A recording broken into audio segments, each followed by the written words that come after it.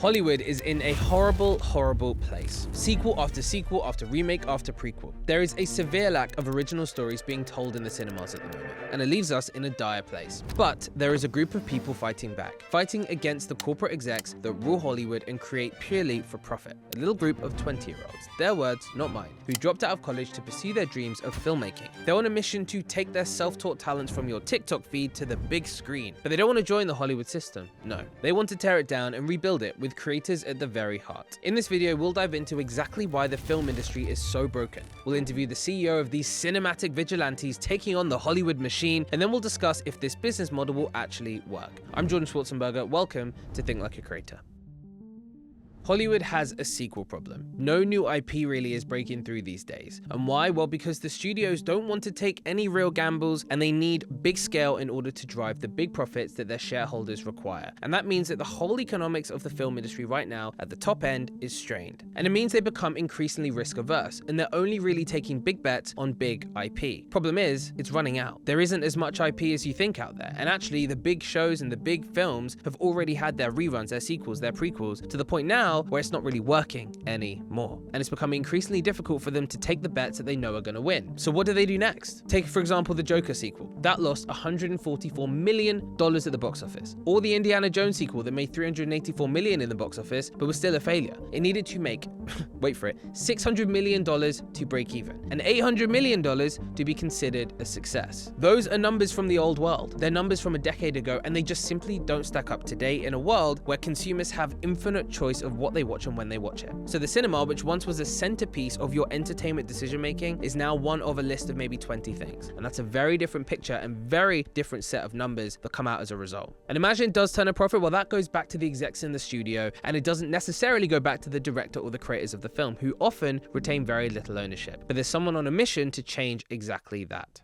Making the jump from social media to the cinema screen is very, very hard. Okay, we've seen it a couple of times, people like Raka Raka and their A24 films, which have both been incredibly successful. But it's hard, and not many people do it, and there's a reason for that. The biggest reason really is funding. There's not that much money for creators to invest in the actual production of these films, and films are expensive. In any conventional setting, right, you're talking hundreds of thousands, if not millions or tens of millions, to make any long-form production, okay? The money that creators have to work with is often a lot less personally, right? They haven't maybe got the liquidity, so someone needs to fund them, and not enough are yet. So we're yet to really see creators own the whole filmmaking process and have it properly funded, until Camp Studios. This is a group of really eager creators who came together to redefine the film industry, and a few months ago, they hosted their first film festival featuring 9 short films and a feature. And all of them, believe it or not, were created for less than $200,000, all in. Again, in traditional terms, that is nothing. That is like the catering bill. Insane. I literally can't emphasize again, I'll say it again, I can't emphasize again how small that budget is in the film industry, especially, right? In traditional scripted even, and you're talking $500,000 for an hour is like a decent commission. $1 million for an hour is not unheard of, if not more. The numbers are staggering, and it can get into the tens of millions, as I mentioned. So for $200,000 to do all of that is insane. It's a marvel, and the fact that the films were as good as they were is again testament to the fact that creativity can really produce outsized impact in the final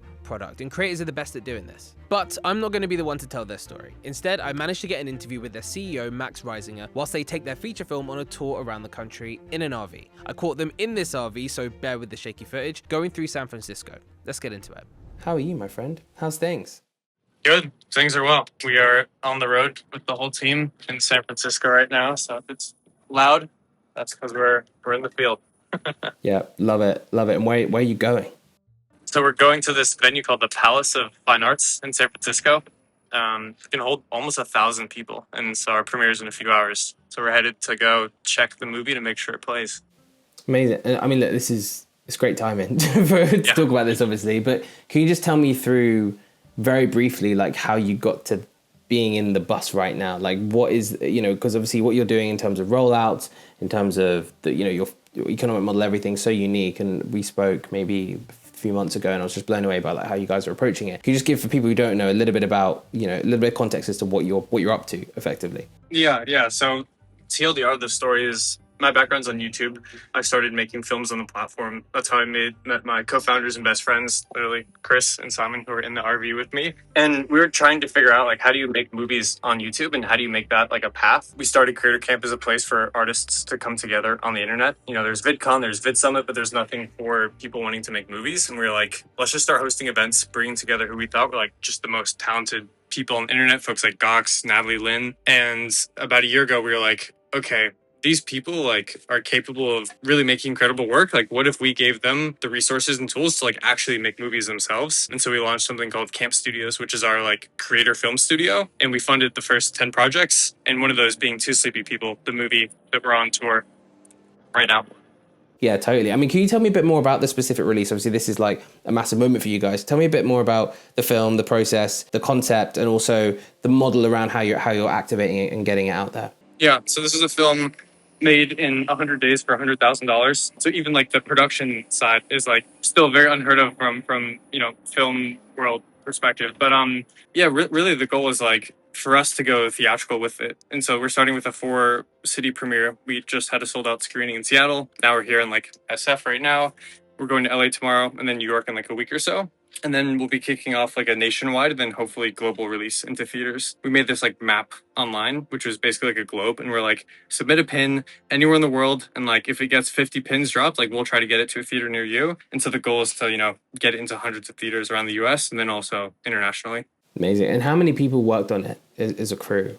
As a crew, like at certain points, it was just like a handful of people, like maybe, 5 or 6. But like in total, it ended up being, tens and tens of people from like, folks helping with sounds in the later stages, extras, XYZ. So it was a really cool group of folks that were also creators that came together. So like the DP is this guy, Ethan Tran. He goes by Ethan and Curated Online, self-taught DP, the editor, creator itself. So we were able to be a pretty nimble crew, but like much more than like maybe the average creator production. I think that's where it blended more to like, actually take a page from out of the film industry, because doing it with nothing, you learn the importance of a team in this process. Amazing. And I mean, I think you probably hit the nail on the head with like the biggest pinch point and also the biggest opportunity, which is funding, right? And the economics around film, given that Hollywood has traditionally been incredibly expensive to make films. You have to go through so many hurdles. But actually nowadays, there are kids in their bedrooms, in their basement, wherever it might be, who can produce stunning work for way less. How do you approach like the economic sort of side of it, right? Because I'm sure like the numbers that the guys you're working with are able to produce, probably just people in traditional media just can't get their head around the numbers, but the output is still so brilliant. Like, tell me a bit about the economics of it all. Exactly. Yeah. I think really what we're trying to do is build like a profitable model. I think when folks think about film or independent film in general, I think like 98% of independent films don't make money. And for us, it's like we've had this wave of creator businesses and like the business being a product. And I think we also, to your point, like the next great wave of artists will also come. I think like the next Star Wars will be from a kid in Blender in his bedroom. And I think there hasn't been like a funding vehicle. And to your point, like it's much cheaper to make a film today. Like we made this film for $100,000 and it looks really good. And I think with like tools and just like the folks that we work with, you're able to make products that people will go up and support. And I think you can maybe make $1 million in the box office, or maybe make even more. And that's really what we're trying to prove out, is that like this can actually be like a pretty lucrative path for creators and for folks looking to go to the big screen.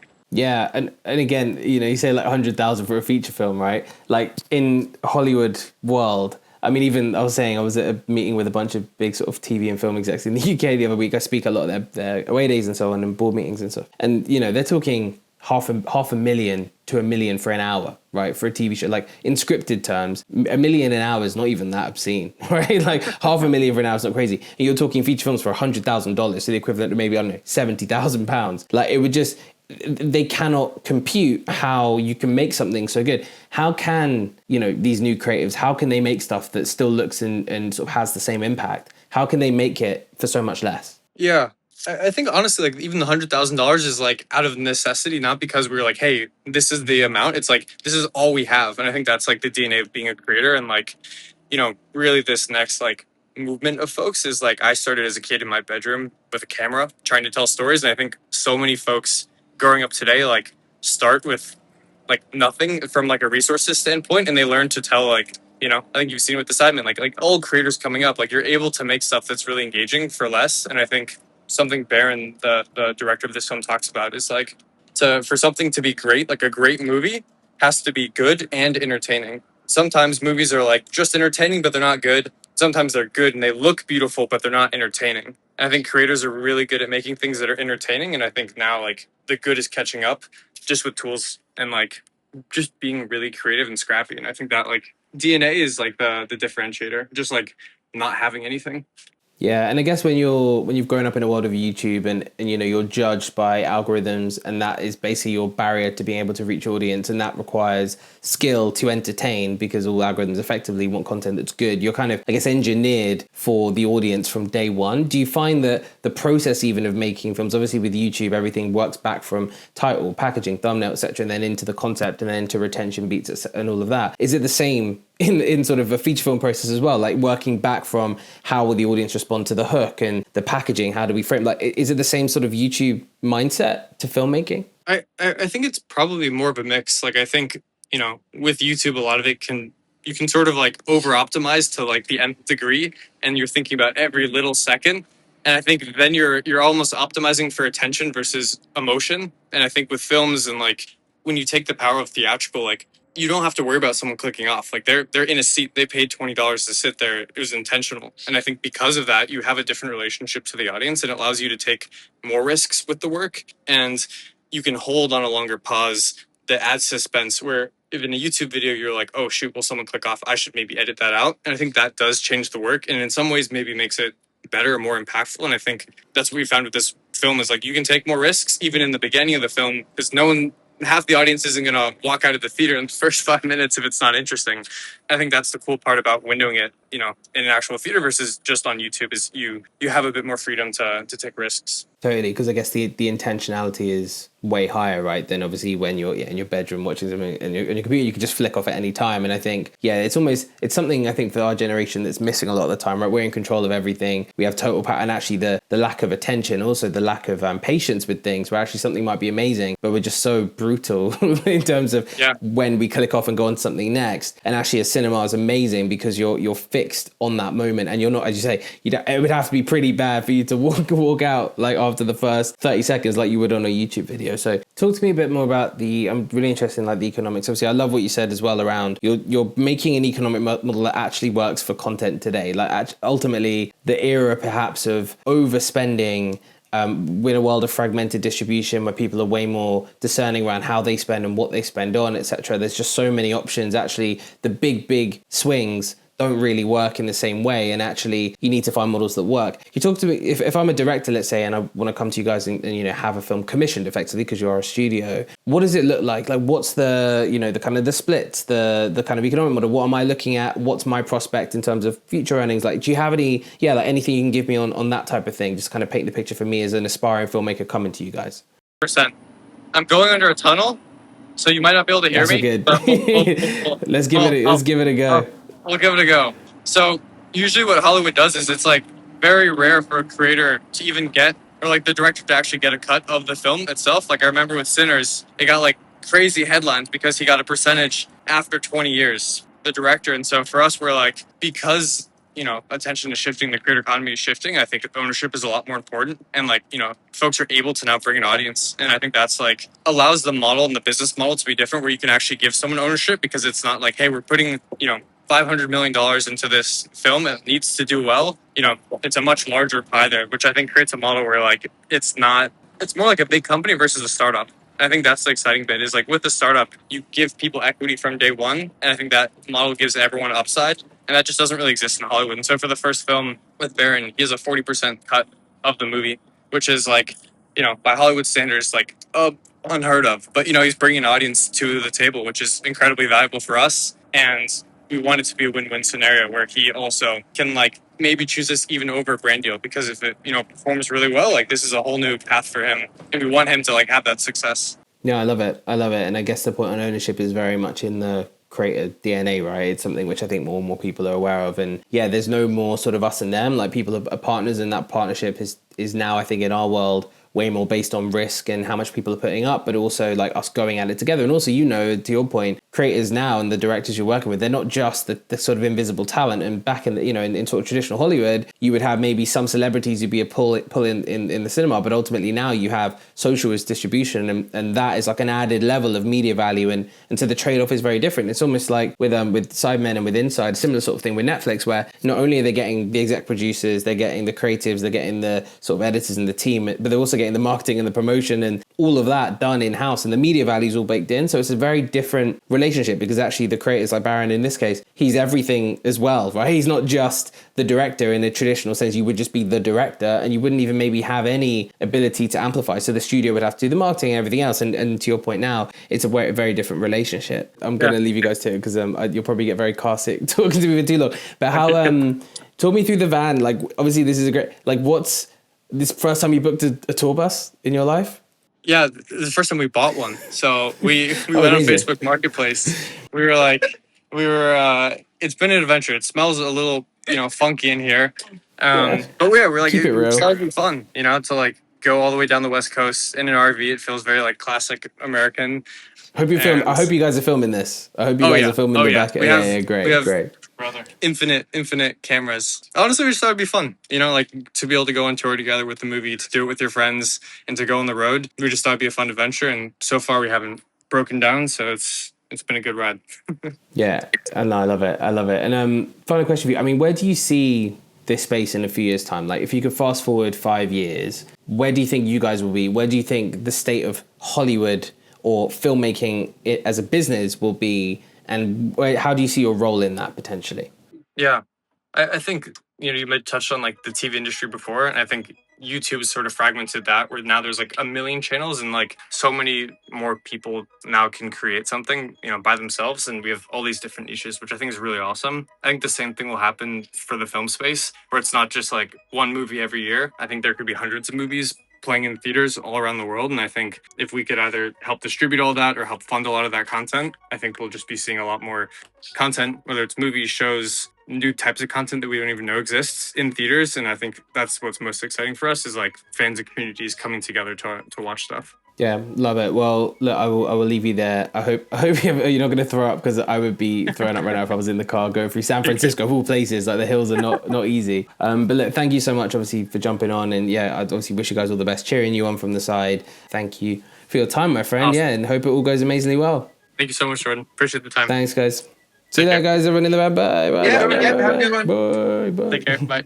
Firstly, I'm just so impressed by these guys. I think what they've been able to achieve in such a short space of time, to build the momentum they have, to have, I think, the best branded social media presence of any company, really, arguably in the world. I use them as a reference point for that all the time, is a marvel. They have, on very little money, done what few would hope to do, and that is to build something which is connecting at scale around the US. The filmmakers they work with, brilliantly talented, they have an eye for it, and the fact that they're in an RV as a group of friends who are really trying to take on this big lofty mission, there's something really romantic and beautiful about it. I'm just like, that's a dream. If you're a 20-year-old and you love film, this is like your ideal world. They've created their ideal world. Who needs university? Who needs college? Who needs college?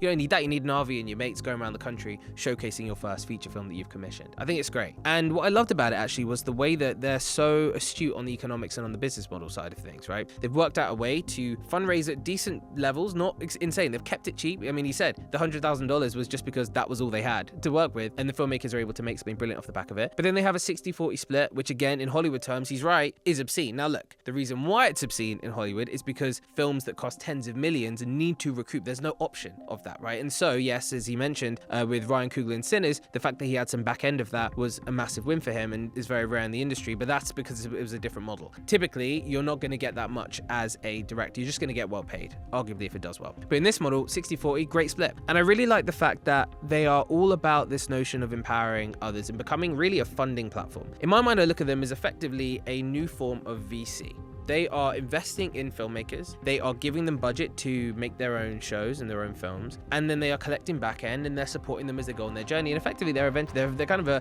filmmaking VC in the new era. And I love that, and I think it's exactly the way the commissioners should be thinking. Find the creators, give them the money, give them the support around it, and help them to roll out their creativity.